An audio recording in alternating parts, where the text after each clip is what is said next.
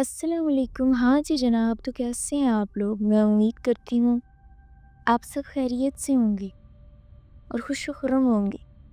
میں ہوں ایمان اور میں آپ کی خدمت میں کہانیاں لے کے آتی رہتی ہوں۔ آج بھی ایک کہانی لے کے آئی ہوں۔ کہانی کو آخر تک لازمی سنیے گا۔ چلتے ہیں کہانی کی طرف۔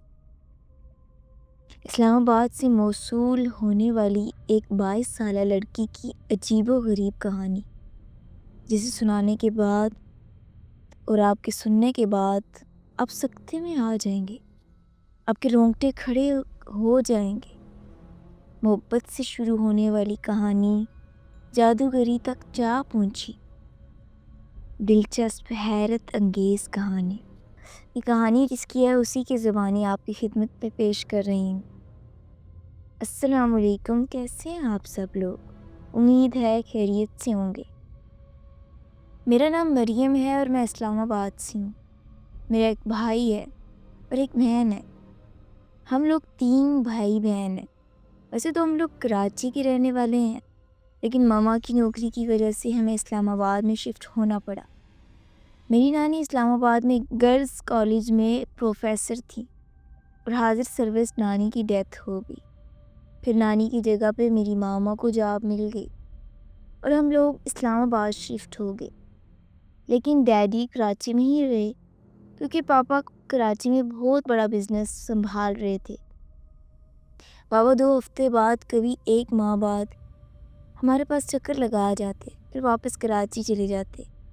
اسلام آباد میں جہاں پہ ہم نے گھر لیا وہ پشاور روڈ تھا اور ہم نئے نئے آئے تھے اس علاقے میں، تبھی ہمارے کسی سے جان پہچان نہ تھی۔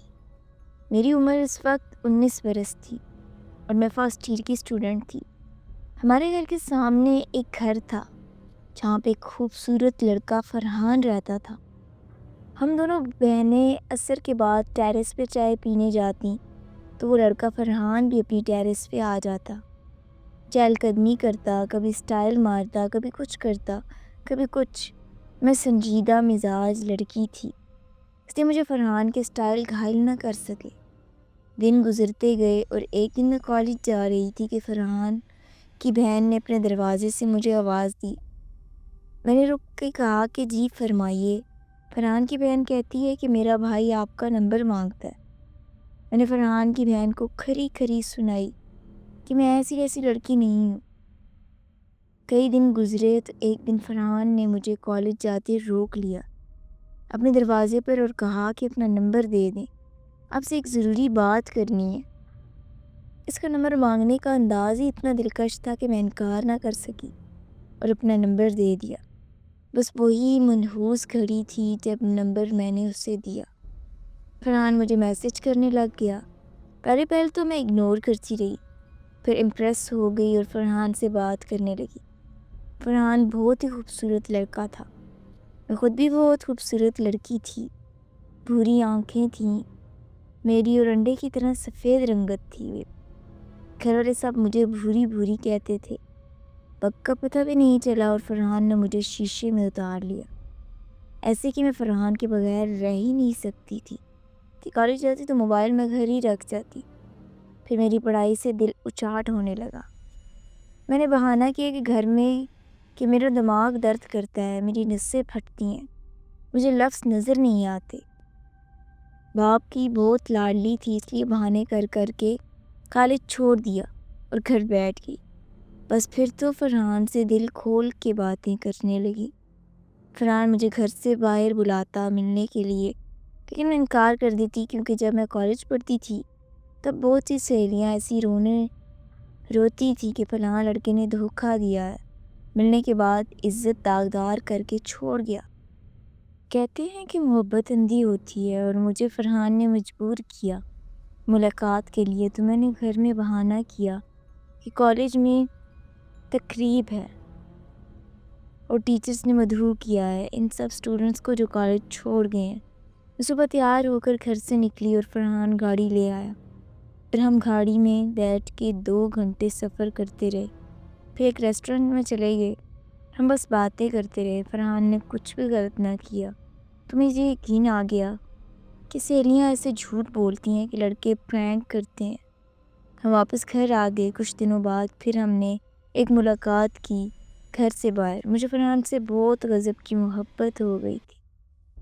میں خان فیملی سے تھی اور فرحان شاہ فیملی سے تھا۔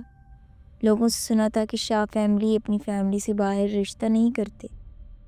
میں فرحان سے کہتی تو وہ کہتا کہ وقت تو آنے دے، سب کچھ ٹھیک ہو جائے گا۔ فرحان کوئی جاب کرنے لگ گیا اور مجھے ٹائم کم دینے لگا۔ پھر ایک دن فرحان نے میرا نمبر بلاک کر دیا تو میری تو جان ہی نکل گئی۔ میں بھاگی بھاگی فرحان کی خالہ کے گھر گئی، جو کہ فرحان کے گھر کے ساتھ گھر تھا۔ فرحان کی خالہ کی بیٹی سے فرحان کے بارے میں پوچھا۔ بہانے سے تو اس نے بتایا کہ فرحان کی کل منگنی ہو گئی ہے۔ میں نے اپنی بہن کے نمبر سے فرحان کو کال کی اور کہا کہ آپ نے منگنی کر لی ہے، تو آگے سے فرحان نے تنزیہ طور پر مسکرایا اور کال کاٹ دی۔ مجھے بہت دکھ ہوا، اتنا دکھ ہوا کہ میں ڈپریشن کا شکار ہو گئی اور بالکل ہی بستر کے ساتھ چپک گئی اور دن بدن کمزور ہوتی گئی۔ میری ایک کالج کی سہیلی تھی، وہ میری خبر لینے آئی تو میں نے اس کے ساتھ فرحان والی بات شیئر کی تو اس نے مجھے کہا کہ وہ ایک عورت کو جانتی ہے جو تعویذ وغیرہ کرتی ہے، تو آپ میرے ساتھ چلو، ہم اس کے ساتھ بات کرتے ہیں۔ میں بڑی مشکل سے اس کے ساتھ اس عورت کے پاس گئی۔ اس عورت نے 10,000 روپے لیا اور 2 تعویذ دیے کہ ایک تعویذ کسی وزن کے نیچے رکھنا ہے اور دوسرا تعویذ کسی درخت کے ساتھ لٹکانا ہے۔ میں نے ایسا ہی کیا تو فرحان مجھ سے دوبارہ بات کرنے لگ گیا اور میری صحت قدرے بہتر ہوگی۔ لیکن کچھ ہی دنوں بعد فرحان اپنی منگنی توڑ کے کوئی اور لڑکی بھگا کے لے گیا اور کورٹ میرج کر لی۔ مجھے پھر وہی دورے شروع ہو گئے کیونکہ میں فرحان کو ٹوٹ کر چاہتی تھی، اور اب کی بار مجھے فرحان سے محبت نہ رہی بلکہ انتقام کا ذہن بن گیا۔ میں نے اپنی سہیلی سے کہا کہ کوئی کالے جادو والا ڈھونڈو۔ میری سہیلی نے ایک کالے جادو والا ڈھونڈا اور ہم دونوں سہیلیاں اس کالے جادو والے کے پاس چلی گئیں۔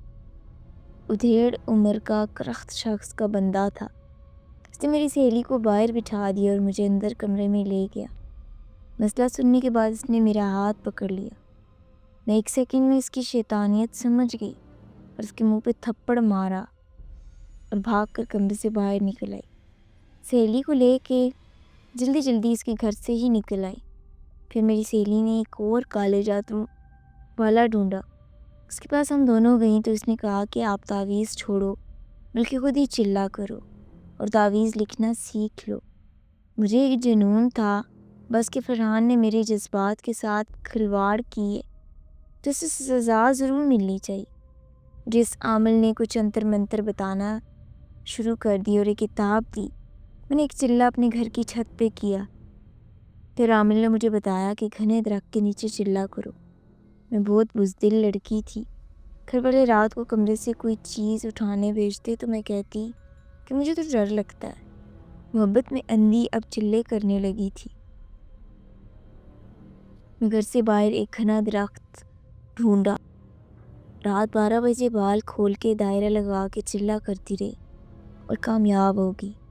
پھر میں نے خود تعویذ لکھنا شروع کر دی اور فرحان کو تعویذ ڈالنا شروع کر دیے۔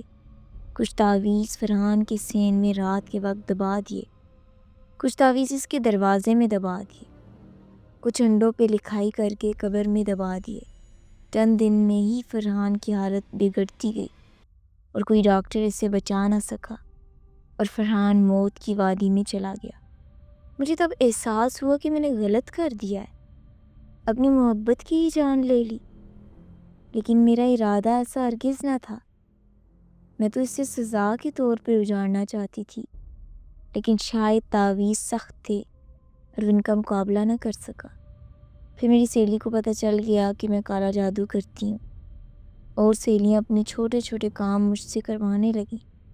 جب لڑکیاں میرے پاس آتی تو میری امی کو پتہ چل گیا کہ میں تعویذ وغیرہ کرتی ہوں۔ میرے بابا کراچی سے اسلام آباد آئے تو امی نے بابا کو بتا دیا۔ مجھ پہ بہت سختی کی گئی کہ یہ کام چھوڑ دو، لیکن کالا جادو ایسا فعل ہے جو ایک بار کر لیتا ہے وہ چھوڑ نہیں سکتا، اگر چھوڑتا ہے تو مرتا ہے۔ تبھی میں نے چھوڑا۔ گھر والوں سے مجھے بہت مار پڑی، لیکن جب میں نہ مانی تو میرے بابا نے میرے لیے باہر ایک کمرہ بنوا دیا کہ آپ نے اس کمرے تک ہی محدود رہنا ہے، میں کمرے تک محدود ہو کر رہے گی، لیکن تعویذ وغیرہ کرتی رہی۔ آہستہ آہستہ میری شہرت پھیلنے لگی اور میرے پاس رش ہی لگ گیا۔ کسی کا رشتہ کروانا ہوتا یا توڑوانا ہوتا یا سوتن کا مسئلہ ہوتا، چاہے کیسا کام ہوتا، میں تعویذ کر دیتی اور کام ہو جاتا۔ پہلے تو میں 8-10 ہزار روپے لیتی تھی، پھر جب لوگوں کے کام ہونے لگے تو لوگ مجھے کام ہونے کے بعد بھی 30-40 ہزار دے جاتے۔ پھر میں نے کئی بڑے بڑے اور مشکل کام بھی کیے اور 50-50 ہزار روپے بھی لیا۔ جب پیسہ آیا تو پھر میرے گھر والے بھی خوش ہو گئے، مجھے کمرے سے گھر تک رسائی دیتی۔ اب میں لوگوں کے کام تو کرتی ہوں مگر مجھے خود ایک پل بھی سکون نہیں رہا، بے چینی بے قراری مسلسل رہتی ہے۔ علاقے میں بھوری جادوگرنی کے نام سے مشہور ہوں، لوگ میرے مرید ہوئے پھرتے ہیں۔ میں سوچتی ہوں کہ ایک انسان کی محبت نے مجھے کیا سے کیا بنا دیا۔ میں خود کو فرحان کی مجرم سمجھتی ہوں، لیکن فرحان بھی تو میرا مجرم تھا۔ میرا مقصد فرحان کو قابو کرنا تھا، لیکن وہ کالا جادو کا اثر برداشت ہی نہیں کر سکا۔ مزید ایسی کہانیاں سننے کے لیے میرے چینل کو سبسکرائب کریں۔ آپ کا بہت شکریہ۔